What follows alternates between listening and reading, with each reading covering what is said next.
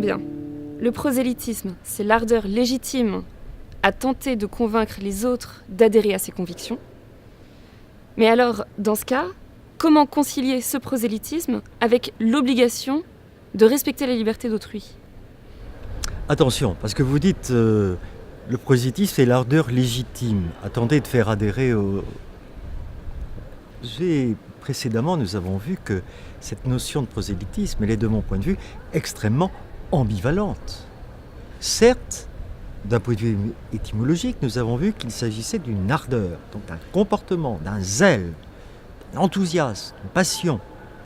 Oui, mais tout dépend comment on l'exerce. Et la jurisprudence européenne nous a déjà montré qu'il y avait un prosélytisme abusif qui devait être réprimé, et abusif. Pourquoi ? Parce qu'il n'est pas respectueux de la liberté de conscience d'autrui. Par des pressions, par différents moyens.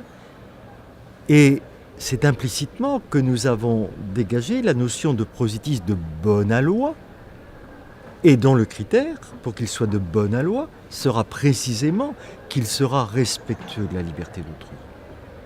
Alors, précédemment, nous avons traité de ça avec des références séculières, je dirais, c'est-à-dire des arrêts de la Cour européenne des droits de l'homme.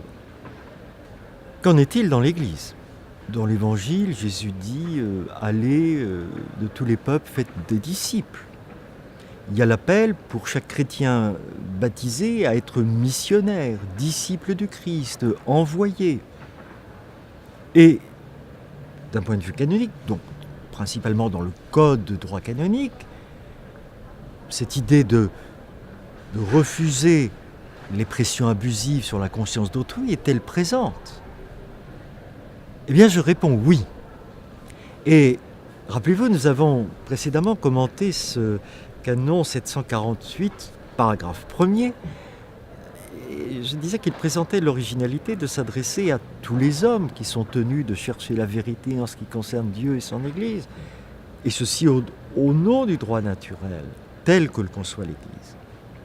Et ce même canon 748 contient un paragraphe 2 qui dit, je le cite en substance, « Il n'est jamais permis à personne de chercher par contrainte à adhérer à la foi catholique contre sa conscience. » Dans l'esprit, il me semble que vous retrouvez, puisque nous y avons fait référence, ce que dit la Convention européenne des droits de l'homme. Et c'est sans doute pas par hasard, parce que il y a, au fond, toujours le souci du respect, parce que c'est un principe, le souci du respect de l'éminente dignité de la personne même. Autrement dit, on a là des règles qui, à mon avis, pour le missionnaire, sont pas seulement une éthique, c'est une éthique, c'est une déontologie, mais plus profondément, c'est une compréhension de la dignité de la personne telle que Dieu l'a voulu, c'est-à-dire libre, capable de dire oui et de dire non. Et pour terminer, je dirais que, vous l'avez compris, je dis que si la foi, c'est une histoire d'amour, et que l'amour cherche à se communiquer, on n'aime jamais sur ordre ou sur commande. Jamais.